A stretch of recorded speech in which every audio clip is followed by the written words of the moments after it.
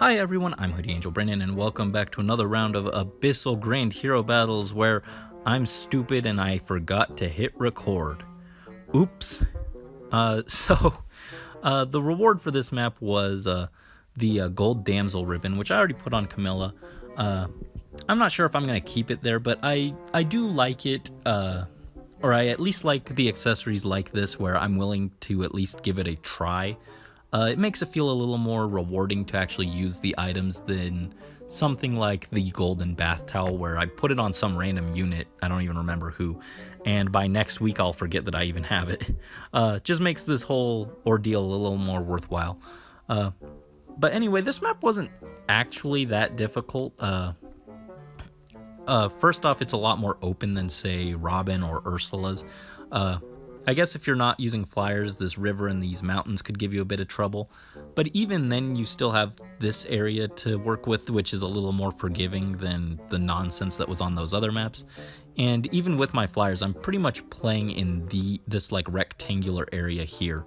But even aside from the map layout, the enemies themselves aren't that intimidating. Like Lloyd here has his iceberg, which that's the only reason that's scary is because it's pre-charged. Otherwise, he's not very scary. In fact, they gave him a defense refine instead of his actual special refinement because they made it too situational. And then we've got this axe fighter here who he's only a little scary because he's got lunge, which if you mess up your positioning, he could knock you backwards and then Lloyd will come and hit you, but as long as you pay attention to where the units are, then it's not that big of a deal.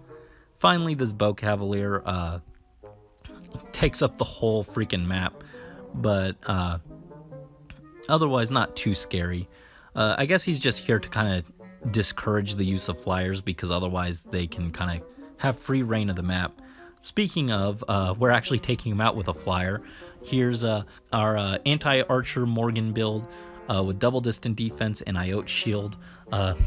Honestly, with how often I pull this build out and use it for these legendary hero and grand hero battles, I might as well consider it a standard build. Everyone else is using standard stuff too.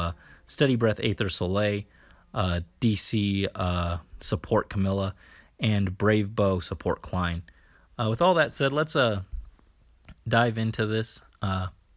Lloyd here is threatening me, which would hold a lot more water if A, I hadn't already beaten him, and B, if I hadn't already beaten up Ursula yesterday, so who is much, much scarier than Lloyd could ever hope to be.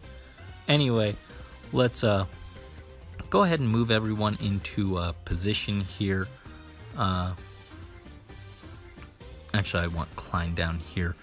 We just want to get our full tactic buffs on Morgan and set up an attack ploy to weaken this bow cavalier a little, counteract most of that attack buff that he's getting from the lance cavalier, and then we can just move up into a line and pass our turn. So he's going to come down, do a good bit of damage, but we mitigated most of it with distant defense and attack ploy and def tactic. Everyone else is going to come down here. So now we want to move Camilla out of the way and have Klein pull her back. Just because we want the cooldown counts very specific here, and so we're going to use this red mage to charge our Aether for a different threat. Soleil is fine in range of this axe fighter because he's not that bad, like I said. So first, red mage is going to attack, charge up our Aether. We won't be able to take him out, but we actually could if we had Camilla with us, but that messes up our positioning for later. So now we're going to take on this axe fighter who did 0 damage. And there we go. Now we can have Klein come up and charge his moonbow off of this lance flyer and take him out in the process.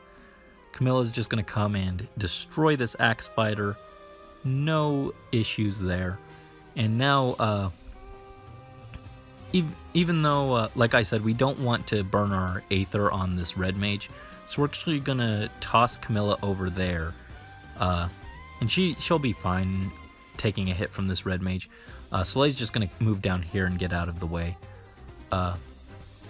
So this red mage is gonna attack. Even with Moonbow, he can't quite finish off Camilla. She's fine. Gonna do some damage back. Okay, and we can't kill him, but we can just kind of move everyone out of the way, and just wait for the enemies to come to us. So from here, just gonna come and let's see, was it?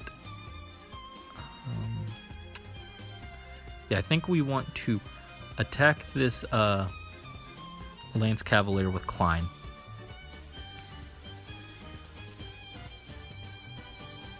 Take him out with the quad.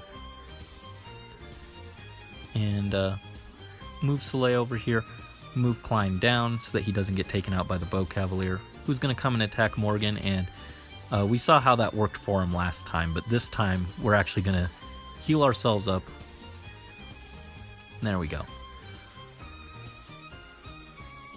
So now we'll come over and hit him like so.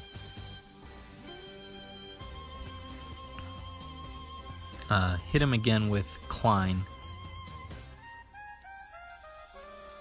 And now Soleil can finish him off. Still can't take out the red mage, but that's fine. We'll just let him walk his way over to us and take him out then. We could rush over to him, but it's just safer to let him come to us, because then we can have just Morgan pop over and take him out. So yeah, like I said, that wasn't too bad of a map. I'd say it's probably the easiest of the Abyssal maps so far, at least for me. I know a lot of people would say Navarre was the easiest, but I don't know, this one was fairly simple, fairly straightforward. So yeah, that's Lloyd. Just wanted to show that off just for completeness sake, since I've already got all these other Abyssal clears on here. Hopefully you guys found it at least somewhat interesting, somewhat enjoyable. And yeah, thank you for watching as always. Until next time, this is Hoodie Angel Brandon and the Angel Army signing out.